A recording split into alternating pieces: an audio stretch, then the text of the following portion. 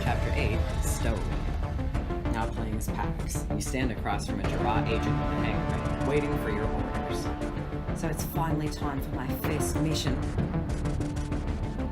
That's right, I understand you signed up back on time to help with smuggling.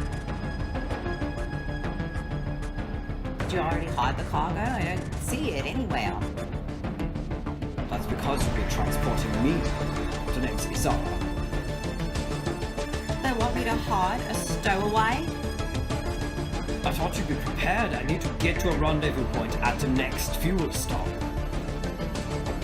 When I agreed to this, the general said I might run rations from time to time. No one said I'd have to smuggle a Romley. Which, again, I'm like thinking that these are like way larger race of alien, like larger than humans can grow. Anyway. I would notice a few extra boxes, but how am I supposed to sneak you past my brother? That's the mission. If you can't complete it. Izara trails off and lets out a loud sigh. You square your shoulders. I can handle it. Let's put you somewhere no one will see you. Good. Izara is on rotating surveillance. If you've got a place for me to hide, better point it out now. I think you should hide inside the trash chute. You tow Izara over to the right side of the hangar bay and open the door to the trash chute. There's plenty of garbage down there to break your fall. I'm not hiding in the trash chute like some animal. I thought Jira agents do whatever it takes. Izara peeks into the trash chute suspiciously. This isn't going to work. Maybe I chose the wrong agent. You're here, and you're safe. What more do you want? Safe? This is a hangar bay a marshal could walk in any minute. I didn't come this far to be carved by some uniforms. Izara's voice echoes through the room, and you take a deep breath to center yourself. Undercover operatives need to think on their feet. Now, can you help me or not? There's a bit of a learning curve, but I'll get it in no time. You hear the doors to the hangar bay slide open and leap in front of Izara, trying to hide him from view as Zinnia walks through the doors. Pax? Hi, Zinnia. Zinnia stares at Izar, her expression unreadable, which, once again, I'm like, I think this is funny that Pax is like, you know, human-ish, but like a super short human, so I think Pax is probably like 4'10" or something, and then I don't know how many feet tall Izar is, but like more than a human could grow. Like 14, just like enough that like she can cover like part of one of his legs by standing in front of him. And Zinnia's like, Pax, what are you doing? Training a new engineer? Oh, him? He's a really famous passenger. The gossip articles must be behind. I don't recognize you. He's wearing a disguise, so he doesn't have to deal with his overzealous fans. Zinnia tries to stop herself from laughing, but a small chuckle slips out. So, does our mysterious celebrity have a name, or do we need one of Carrie's icebreakers? I'd rather not share. Otherwise, the disguise is useless. Of course, you must be tired of your fans waving their data screens around and asking for an autograph. That's right. So, he must need a place to disappear to. If we're just talking about that, she doesn't have any ideas. If there's anything I've learned from engineering, it's persistence. We just haven't found the right plan yet. Well, if you want to help your celebrity out, there's always a panic room. Panic room? Yeah, I used to build them all the time on Thol for wealthy families who were terrified of losing their precious possessions. It's strange, they always expected someone to steal, but they never noticed if a fork or a diamond happened to go missing. Those sound like some serious stealth skills. Zinnia blinks and tugs on a lock of her hair. No one else would have gone into those rooms after I'd finished them, so I just took my choice of payment. Couldn't let it waste alone in the dark. And a panic room would protect us too. Every ship should have one. The Atlas is begging to be Stardust, flying so close to the war zone. I vote panic room. But where do you even put one of those? There's a big closet in the engineering room. It'd be perfect if it wasn't a fucking diamond grab that... Ooh, it said something about glitter buds, though. What is Artemis have installed? Artemis. Oh wait, look at her outfit. Everyone look at her cute outfit. And the cool, like, design thing for her hands and, like, star skin. But mainly, I like her cool little jacket and shorts and crop top combo. A+. But I'm not gonna pay for this diamond choice even a little bit at all. He'll be fine in here. We'll just have to make sure he's off the ship as soon as possible. You drag Azar over to a supplies closet and open it to reveal a cramped space filled with cleaning supplies. You can't put me in here! It's only temporary. You slam the door and hear the brooms and mops clatter to the ground. Ow! A cramped, dark space like that is gonna bring out a lot of personal demons. It'll have to do. You won't tell anyone? Zinnia smiles at you, a little wickedly. If I told someone, that'd make me a snitch.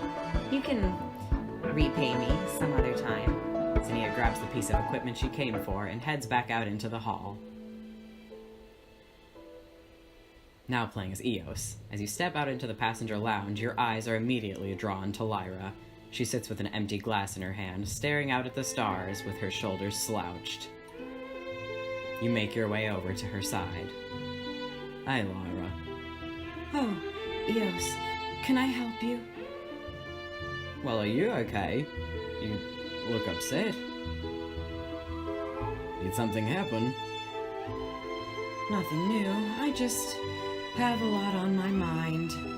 Anything I can do to help distract you? A smile starts to form on Lyra's lips. Everything that comes out of your mouth sounds like a proposition, Marshall and Lyra. Well, if you want it to, Lyra, you're the one always starting shit. I'd hate to miss any opportunities just because I didn't offer, Your Highness. Oh, there's his sexuality in one sentence. Oh, I love it. Fully accept it. Okay. Anyway, Argo appears at Lyra's side with a silver platter in his hand. I was instructed to give this to you courtesy of a secret admirer. Thank you, Argo. Argo nods, then walks away to attend to other passengers. You must be used to being admired by now. No more than you seem to be. As Lyra brings the glass up to her lips, she lets out a gasp. The drink slips from her hand. I don't know. Catch it. You quickly reach out and grab the glass in your hand before it hits the floor. That was close. Lyra's fingers shake as she points at the glass. There's something in it. You bring the drink closer to inspect a round black object resting at the bottom. Some sort of fruit. I think it's a I don't know what the hell, a Julia pot? It's not a poison capsule? Poison? Are you okay? Did something happen?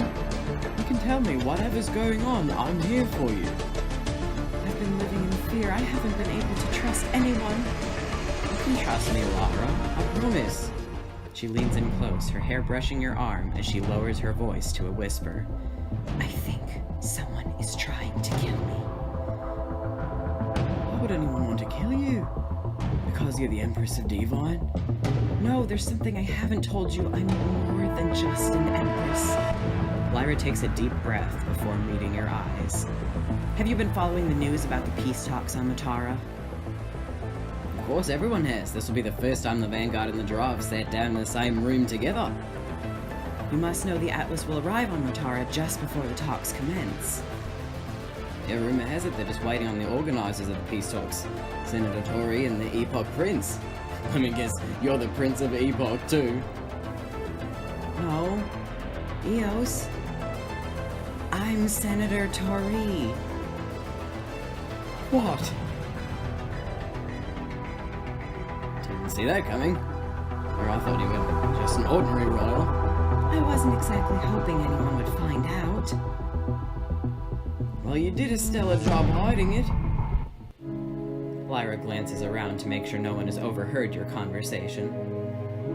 I've had to be constantly on guard. There are factions who don't want the peace talks to happen. Many are unhappy with my involvement.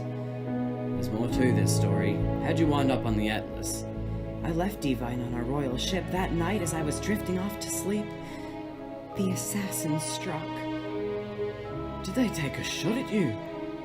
No, he had a knife. It was a quieter way to attack, I suppose. but I managed to make it to an escape pod. I got a ride to the nearest space station I could find, then waited for a ship headed to the capital. That's why you told Carrie you needed extra security when you boarded the Atlas. You didn't know who wanted you dead, and it was too risky to reveal your true identity in case they could reach you here. The flowers in her hair seemed to wilt, their light dimming. I've been too terrified to share what happened with anyone. Her vines tremble as she glances around, then stands up abruptly.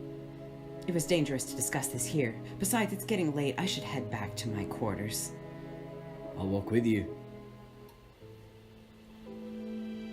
A few minutes later, you're standing in front of the door to Lyra's room. She moves to open the door, but jerks her arm back to hide how she's shaking. The night of the attack, I was lying in bed. That's where it happened. Someone stabbed me. Lyra moves the neck of her dress to one side, revealing a crimson line arcing from her collarbone. Every night since, I remember the feeling of lying in my own blood as it soaks the sheets. I used to love being on my own. Now it's terrifying. As long as I'm on the Atlas, you don't have to feel alone. You can reach me anytime.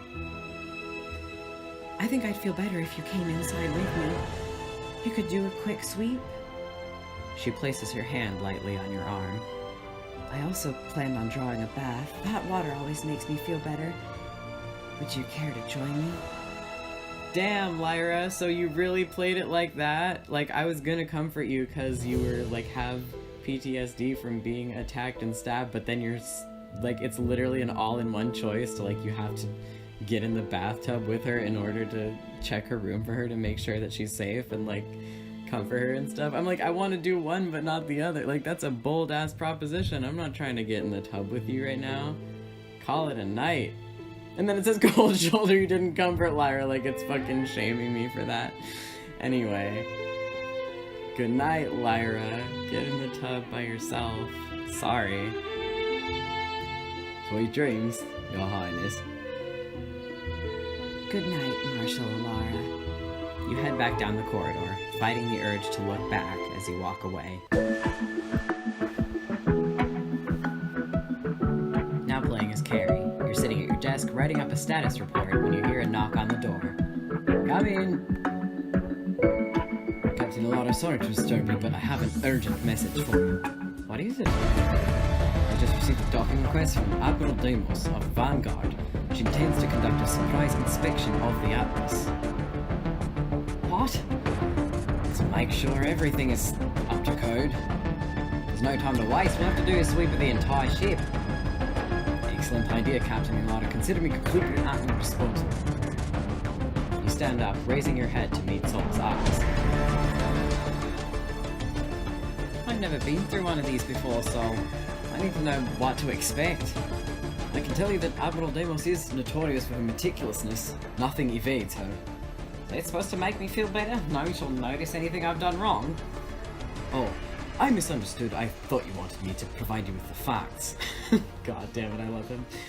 Sol purses his lips together thoughtfully. Admiral Deimos is also known for her love of Vanguard history and Vanguard fashion. A string of beeps emits from V as she fucking comes out and does some bullshit, and the walls of your virtual closet quickly encase you, like she's crushing you to death. Just like, closes like a lobster trap on you. No, I'm not gonna buy this fucking Sergeant Pepper's outfit. Get out of here. Get out of here. Next person, pearls sticking out in every direction. Carrie, I need to talk to you. She glances sideways at Sol. I should be getting back to work anyway. As he leaves, you turn to Pax. Make this quick, Pax. We just got word that Admiral Deimos will be boarding the ship for a surprise inspection. A Vanguard inspection of the Atlas? Pax pulls at her hair the way she always does when she's upset. This is way worse than I thought. Pax, what's going on? I smuggled a dry agent on board. Please help me hide him, Carrie. Whoop, and now it's just over.